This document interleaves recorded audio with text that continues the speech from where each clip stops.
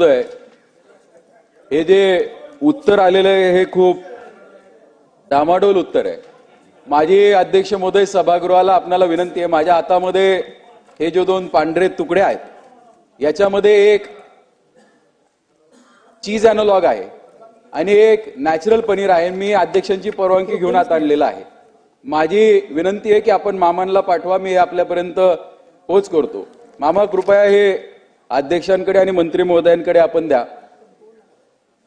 अध्यक्ष महोदय, आज महाराष्ट्रामध्ये संपूर्ण देशामध्ये आर्टिफिशियल पनीर हे मोठ्या प्रमाणावरती त्याची विक्री चालू आहे आणि हे आर्टिफिशियल पनीर कायद्याचा गैरउपयोग करून चालू आहे। केंद्र सरकारचा चीज एनालॉग बनवण्याविषयी एक कायदा आहे आणि हे चीज एनालॉग बनवण्यासाठी फक्त दुधाची पावडर आणि व्हेजिटेबल फॅट्स टाकून आणि इमल्सिफायर्स टाकून हे पनीर बनवलं जातं। माझी सभागृहाला सगळ्यांना एक विनंती आहे की आपण जनजागृती करणं गरजेचं आहे। जवळजवळ आपण जे रोज पनीर खातो त्यातलं 70% पनीर हे आर्टिफिशियल पनीर आहे, ते दुधापासून बनलेलं नाहीये अध्यक्ष महोदय। आणि मला जे उत्तर प्राप्त झालेलं आहे या उत्तरामध्ये मला सांगण्यात आलेलं आहे की नियम 2011 मधील प्रकरण 2.1 दूध उत्पादने व एनालॉग्स मधील नियम 2.1.1.5 ब नुसार खालील नमुन्यां तरतुदीनुसार उल्लेख करणे आवश्यक आहे। आणि याच्यामध्ये अध्यक्ष महोदय असं सांगितलं, in respect of each constitute not derive from milk that takes place of milk consist of product content आणि डॅश डॅश असं त्या उत्पादकावरती टाकायचंय। पण दुर्दैवाने अध्यक्ष महोदय हे जे एनालॉग चीज की आर्टिफिशियल पनीर जे विकलं जातं हे सुट्ट विकलं जातं, त्यामुळे याच्यावरती जे ग्राहक घेतात हे कशा पद्धतीने ठरवणार आहेत अध्यक्ष महोदय। आणि यात मंत्र्यांनी उत्तर देत असताना आणखीन एक गोष्ट अशी नमूद केलेली आहे की एनालॉग पनीर किंवा चीज हे आम्ही एनालॉग पनीर किंवा आर्टिफिशियल पनीर हे फेक पनीर या नावाचं विक्री केली जात असल्याबाबत अन्न व औषध प्रशासनाकडे निदर्शनास आलेले नाहीये। दुर्दैव असं येणारच नाही का अध्यक्ष महोदय, कारण हे पनीर खरं पनीर म्हणून विकलं जातं। म्हणजे याला कोणीही म्हणत नाही की आमचं आर्टिफिशियल पनीर आहे, हे एनालॉग चीज पनीरच्या नावाखाली विकलं जातं। आणि याच्यामध्ये असं सांगितण्यात आलेलं आहे की आम्ही नमुने तपासतो, म्हणजे एप्रिल 2024 पासून 28 फेब्रुवारी 2025 पर्यंत साधारण 261 नमुने हे विश्लेषणासाठी अध्यक्ष महोदय घेतले गेले होते। त्यापैकी 115 नमुन्यांचा अहवाल प्राप्त आहेत। तसेच साधारण 19 नमुने हे विश्लेषणासाठी घेतले असताना ते एनालॉग चीजचे सापडलेले आहेत। अध्यक्ष महोदय, दुर्दैव असं आहे की 6 महिने एक वर्ष हे अहवाल येत नाही। माझा मंत्री महोदयांना प्रश्न आहे की तुमच्याकडे नेमक्या लॅब्स किती आहेत आणि या लॅब ज्या आहेत याच्यामध्ये फूड टेस्टिंग साठी अशी स्पेसिफिक कोणती लॅब आहे का? आज आपण आपल्या लहान मुलांना तो जे पोटामध्ये आपण अन्न म्हणून घालतोय अध्यक्ष महोदय, हे खऱ्या अर्थाने अन्न नसून विष आहे। आपण त्यांना तेलाचे गोळे खायला घालतोय अध्यक्ष महोदय पनीरच्या नावाखाली। ही बाब खूप गांभीर्याची आहे। मी उपमुख्यमंत्री महोदयांनाही विनंती केली की मला थोडंसं प्रायोरिटी आहे, कारण हा विषय खूप गंभीर आहे आणि हा जनतेच्या हिताचा आहे, याच्याकडे अध्यक्ष महोदय लक्ष देणं गरजेचं आहे। ज्यावेळेस कारवाई होतात, माझा प्रश्न या सभागृहामध्ये पडला होता, माझा प्रश्न मी अतारांकित प्रश्न 2338 असा माझा 10 तारखेला लागला होता। हा प्रश्न लागताच अध्यक्ष महोदय 2 ठिकाणी त्या ठिकाणी दाढी पडल्या आणि मला जी काही माहिती मिळाली त्यानुसार सांगतात की दाढीमध्ये आम्हाला 6,25,000चं पनीर हे जप्त झालंय। पण दुर्दैवाने अध्यक्ष महोदय जे काही मीडियामध्ये येतंय 15 लाखहून जास्त किमतीचं पनीर फक्त एकट्या पुण्यामध्ये आणि त्या ठिकाणी चंद्रपूरमध्ये सापडले गेलंय। माझी अध्यक्ष महोदय, मी बजेट पाहिलं, बजेटमध्ये अवघ्या 57 कोटीची त्या ठिकाणी फूड अँड ड्रग्ससाठी तरतूद केलेली आहे। माझी मंत्री महोदयांना एक सरळ प्रश्न आहे की आपल्याकडे मोबाईल लॅब्सचं आपण जे काही आणणार होता त्याचं काय झालं? आणि कायद्यामध्ये अशी कोणतीच तरतूद नाहीये। समजा एखादा उत्पादक सापडले गेला तर त्याला मिसब्रँडिंग म्हणून त्याला त्याच्यावरती कारवाई होते आणि तो सहजपणे निघून जातो। अशी अनेक प्रकरणं या राज्यामध्ये आहेत की ज्या ठिकाणी पनीरमध्ये भेसळ आहे, दुधामध्ये भेसळ आहे।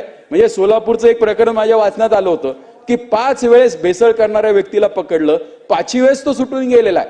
अध्यक्ष महोदय, ही बाब खूप गंभीराची आहे। आपल्याला याच्यामध्ये कायद्याची काही महत्त्वाची तरतूद आपण करणार आहात का?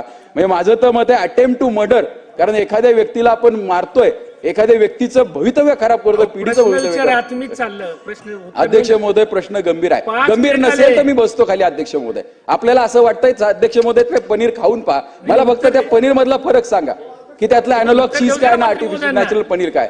हा विषय खूप गंभीरच आहे अध्यक्ष महोदय, आणि गंभीर विषय जर आपण एवढ्या हलक्यात घेणार असेल अध्यक्ष महोदय, तर या सभागृहाची गरिमा काय राहिली.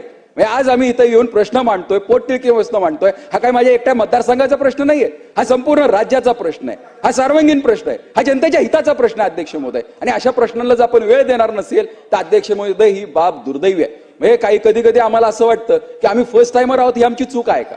म्हणजे काही सिनियर लोक अर्धा पाऊण तास बोलतात त्याच्यावरती. हा विषय अध्यक्ष महोदय अतिशय गंभीर आहे. माझी तर सरकारला विनंती आहे की आपण याच्यावरती काहीतरी कारवाई केली पाहिजे. आणि स्टेट बॉर्डर्सवरती अध्यक्ष महोदय माझा प्रश्न मंत्री महोदयांना आहे की स्टेट बॉर्डर्सवरती आपण जे काही बाहेरनं उत्पादन येतं याच्यावरती आपण काय कारवाई करतो. चेकिंग करण्यासाठी आपल्याकडे अधिकारी किती आहेत. म्हणजे मला सांगितलं की आम्ही रेग्युलर आपण त्या ठिकाणी कारवाई करतोय. कारवाई करायला बोटावर मोजण्या इतकेच अधिकारी त्या ठिकाणी आहेत. आपण अधिकाऱ्यांची संख्या वाढवण्यासाठी अध्यक्ष महोदय काय करणार आहात. आणि हे जे मोठे मोठे आजार होतात, आज कॅन्सर असेल, लिव्हर सोरोसिस असेल, असे महत्वाचे आजार ह्या फेक पनीरमुळे होतात. याची जबाबदारी नेमकी कोणाची आहे आणि याला आपण कशा पद्धतीने मार्ग काढणार आहोत. आणि हे लूज मध्ये जे पनीर विकलं जातंय याच्यावरती आपण काही निर्बंध आणणार आहोत का. धन्यवाद अध्यक्ष महोदय. अध्यक्ष महोदय, सन्माननीय सदस्य विक्रम पाचपुते साहेबांनी जी लक्षवेधी इथं उपस्थित केलेली आहे, मी सभागृहात नव्हतो पण मी सगळी ते ऐकलेली आहे. मी आपल्याला या लक्षवेधीचं उत्तर देत असताना सांगतो की अतिशय गंभीर बाब आहे. अक्षरशः लोकांच्या जीवाशी खेळण्याचा हा प्रकार आहे. आणि त्याच्यामुळं मी माझ्या स्तरावर मीटिंग लावतो, संबंधित अधिकारी सगळे बोलवतो आणि ह्याच्यामध्ये सन्मानित सदस्य विक्रम पाचपुतेंनाही बोलवतो. आणि इन्फ्रास्ट्रक्चरच्या बाबतीमध्ये ज्या काही लॅब किंवा इतर काही गोष्टी लागतात त्या सगळ्या पूर्ण करण्याच्या करता जेवढा निधी लागेल तेवढा निधी मी उपलब्ध करून देतो. आणि हे कसं थांबेल, मग त्याच्यामध्ये आमचा हा विभाग असेल, त्याचबरोबर पोलीस विभाग असेल, जे जे विभाग ह्याच्याशी संबंधित येतील त्या विभागांना पण विश्वासात घेऊन काही झालं तरी हे जे फेक पनीर आहे त्याच्या संदर्भातलं तातडीनं त्याच्याबद्दलची कारवाई त्या ठिकाणी केली जाईल. आणि ह्याच्यामध्ये काही आणखी नियम कडक करण्याची गरज असेल, कारण काही त्यांनी मगाशी उत्तरामध्ये पहिल्यांदा सांगितलं की केंद्र सरकारचा पण ह्याच्याबद्दलचे काही नियम आहेत. त्याच्या संदर्भात केंद्राच्या नियमाला पण कुठं अडचण येणार नाही किंवा वेळ पडली तर केंद्राच्या संबंधित मंत्र्यांना देखील भेटून किंवा हा सगळा फक्त महाराष्ट्राला हा त्रास नाही, हा उभ्या देशाला त्रास आहे. आणि म्हणून या सगळ्याचा साकल्याने विचार करून जे राज्य सरकारच्या हातात असेल त्याबद्दलची कारवाई राज्य सरकार करेल.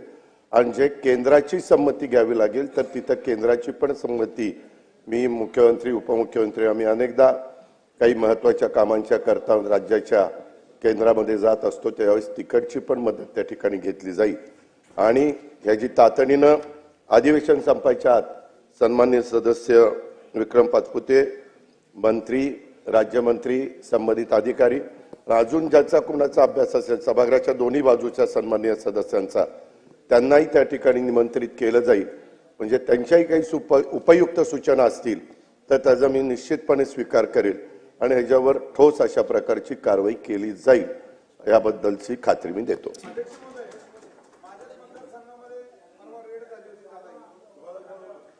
आता अतिशय मंत्री महोदयांनी सकारात्मक उत्तर दिलेले उपमंत्र्यांनी. तुम्ही नावं द्या, तुम्हाला बोलावता जाईल ना. कैलास पाटील, माझी विनंती एवढीच आहे की अॅनालॉग जे पनीर मिळतं ह्याला आपण बंदी घालणार का. आणि